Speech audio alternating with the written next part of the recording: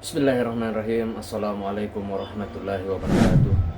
Sahabat yang beriman dimanapun berada, semoga kita selalu dalam lindungan Allah Subhanahu wa ta'ala. Kembali lagi di channel Mukhtar Aditya Pratama, dimana pada kesempatan kali ini saya akan membahas tentang 7 tanda kehadiran Dajjal ini yang diyakini oleh Zionis Yahudi di Palestina.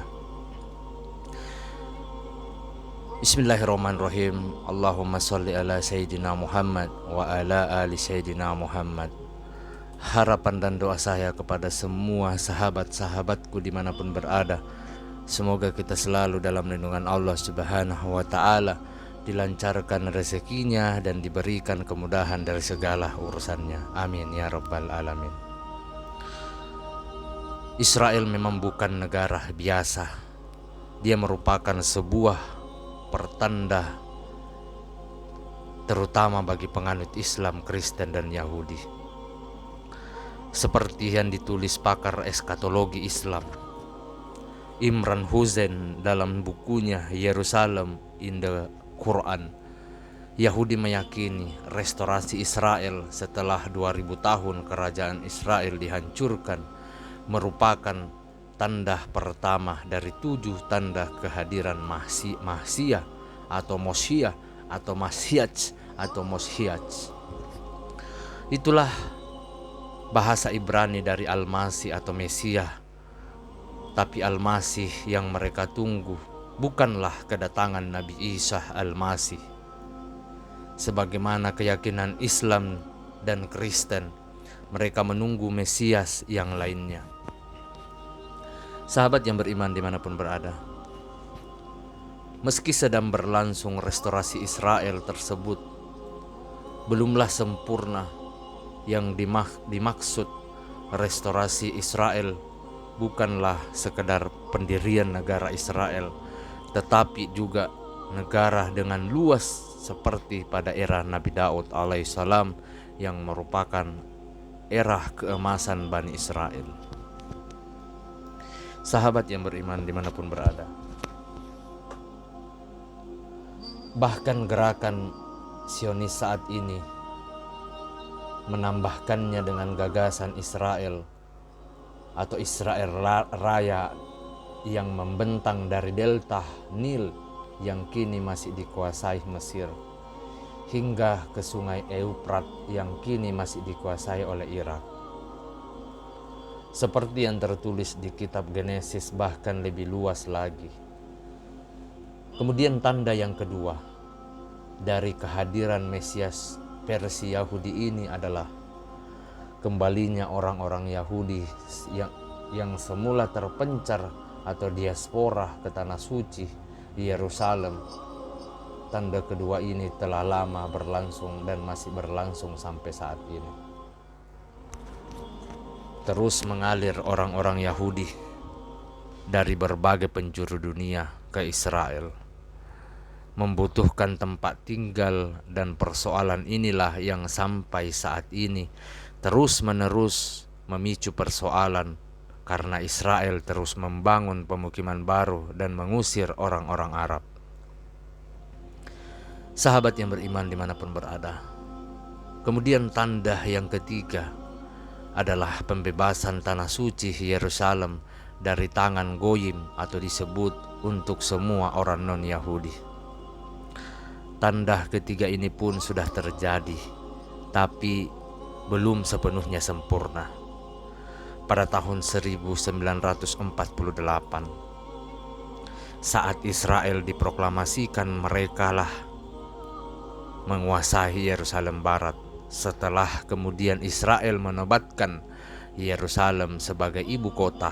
Bahkan saat itu parlemen Israel atau Knesset yang semula di Tel Aviv telah diboyong ke sana.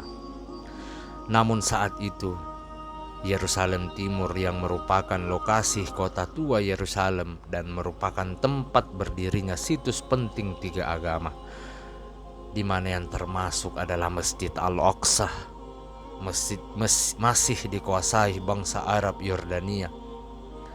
Yerusalem Timur dicaplok Israel setelah perang 6 hari pada tahun 1967. Meski Israel secara sempurna telah menguasai Yerusalem dan mengklaim Yerusalem sebagai ibu kota abadi Israel, namun sampai detik ini prosesnya masih tarik ulur. Sahabat yang beriman dimanapun berada, pengakuan Yerusalem sebagai ibu kota Israel itu kerap muncul dalam kampanye Presiden Amerika Serikat maupun ucapan para pemimpin negara barat. Namun sebagian besar negara di dunia belum mengakuinya. Saat ini hanya ada 2 kedutaan besar yang berada di Yerusalem, yaitu El Salvador dan Costa Rica. Sementara negara-negara lain belum ada yang berani memindahkan kedutaan besarnya ke Yerusalem. Status Yerusalem saat ini berulang kali menggagalkan proses perdamaian seperti pertemuan Camp David pada tahun 2000, solusi 2 negara atau two-state solution yang menjadi jalan tengah yang diendorse para pemimpin barat seperti Barack Obama, juga terbentur masalah Yerusalem. Menteri Luar Negeri Amerika Serikat John Kerry ke Israel dan Palestina pada 3-5 Januari 2014 lalu. Ia menjadikan Yerusalem juga menjadi satu dari 5 isu, tapi tetap buntu. Palestina menghendaki Yerusalem Timur kembali ke pangkuannya seperti sebelum perang pada tahun 1967. Dan Palestina pun menghendaki Yerusalem menjadi ibu kotanya. Sahabat yang beriman dimanapun berada, tapi Israel menolak dan menyatakan bahwa konstitusi pada tahun 1980 negara itulah telah menyatakan Yerusalem utuh dan menyatu adalah ibu kota Israel. Kemudian sahabat yang beriman dimanapun berada, tanda yang keempat adalah kembalinya dibangun kuil Sulaiman atau Haikal Sulaiman atau Masjid Sulaiman. Tanda ini pun belum terpenuhi kendati kota tua Yerusalem telah berada di bawah pendudukan Israel. Namun Masjidil Al-Aqsa dan Masjid Kubah Batu, The Dome of Rock, masih berdiri. Kompleks Haram Al-Sharif ini berdiri di atas reruntuhan Haikal Sulaiman yang dihancurkan Romawi. Kompleks ini sampai saat ini masih dikelola Yayasan Wakaf di bawah pemerintahan Palestina dan Yordania. Tetapi skenario penghancuran Masjid Al-Aqsa itu hanyalah menunggu waktu. Di atas kompleks itu direncanakan akan dibangun kuil Sulaiman. Ini merupakan kuil ketiga. Kuil pertama dibangun Nabi Sulaiman sebelum akhirnya dihancurkan Nebukadnezar. Kuil kedua dibangun Cyrus Agung dan kemudian dihancurkan Romawi. Sedangkan kuil ketiga menurut keyakinan Yahudi akan dibangun di masa mendatang yang menjadi pertanda era Mesia atau The Messianic Age. Sahabat yang beriman dimanapun berada, semoga kita selalu dalam lindungan Allah Subhanahu wa Ta'ala. Tanda yang kelima, yaitu Israel suatu saat akan menjadi negara superpower, seperti halnya kerajaan Nabi Daud alaihissalam dan Nabi Sulaiman alaihissalam, dan ini pun hanya perkara waktu. Israel antara lain sudah memiliki senjata nuklir yang merupakan salah satu persyaratan negara superpower. Saat ini yang menguasai percaturan politik dan perekonomian dunia pun itu adalah orang-orang Yahudi. Kemudian tanda yang keenam, superpower Israel itu akan dipimpin oleh Mesias. Dia akan memerintah dari atas tahta Nabi Daud alaihissalam atau dari Yerusalem. Kemudian pertanda yang terakhir, saudara-saudariku dimanapun berada, pertanda yang ketujuh, kekuasaan itu akan abadi hingga kiamat tiba. Persoalannya adalah siapa Mesias yang ditunggu-tunggu oleh orang Yahudi itu. Lebih dari 20.000 tahun yang lalu, kaum Yahudi telah menolak Nabi Isa alaihissalam sebagai Al-Masih. Mereka bahkan berkonspirasi dengan penguasa Romawi untuk menyalibnya. Sampai saat ini orang Yahudi menganggap Nabi Isa sebagai Al-Masih palsu atau the false Messiah. Karena menurut anggapan mereka, Nabi Isa telah terbunuh dan selama hidupnya tidak memenuhi nubuatan sebagai Al-Masih, seperti merestorasi Israel, membangun kembali Haikal Sulaiman, mengembalikan Bani Israel ke tanah suci menjadi raja dan seterusnya. Sahabat yang beriman dimanapun berada, semoga kita selalu dalam lindungan Allah Subhanahu wa Ta'ala. Bahkan orang-orang Yahudi menyampaikan tuduhan-tuduhan keji kepada Nabi Isa dan ibunya Maryam. Bahkan Nabi Isa adalah anak zina dan melakukan sihir, sedangkan ibunya Maryam adalah seorang pesina. Na'udzubillahi min dzalik. Setelah peristiwa penolakan Nabi Isa alaihissalam yang merupakan keturunan Nabi Daud alaihissalam sebagai Al-Masih tersebut, Tuhan tidak lagi menurunkan nabi kepada Bani Israel.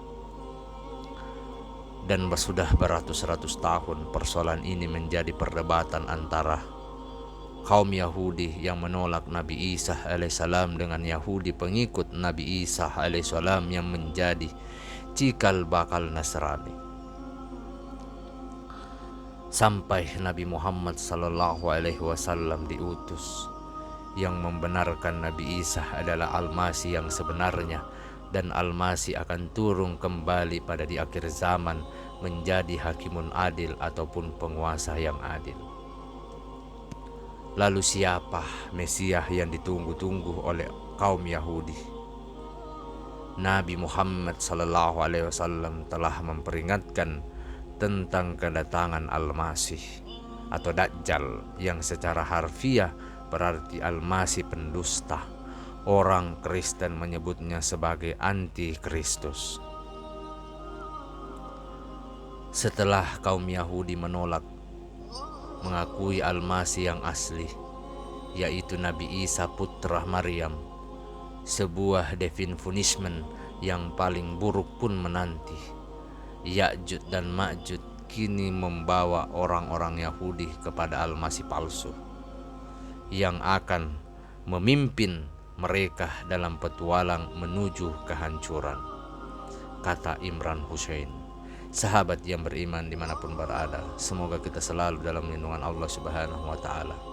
Demikianlah pembahasan tentang 7 tanda kehadiran Dajjal yang diyakini Zionis Yahudi di Palestina. Semoga apa yang saya sampaikan bisa bermanfaat untuk kita semua, terutama untuk saya pribadi. Mohon maaf apabila ada salah kata ataupun ucapan dalam video ini, karena perlu kita ketahui bersama, kebaikan itu hanya datang dari Allah Subhanahu wa Ta'ala. Keburukan serta kesalahan datang dari saya pribadi selaku manusia biasa yang tidak pernah luput akan kesalahan. Akhir kata, subhanakallahumma bihamdika asyhadu an la ilaha illa anta astaghfiruka wa atubu ilaik. Wassalamualaikum warahmatullahi wabarakatuh.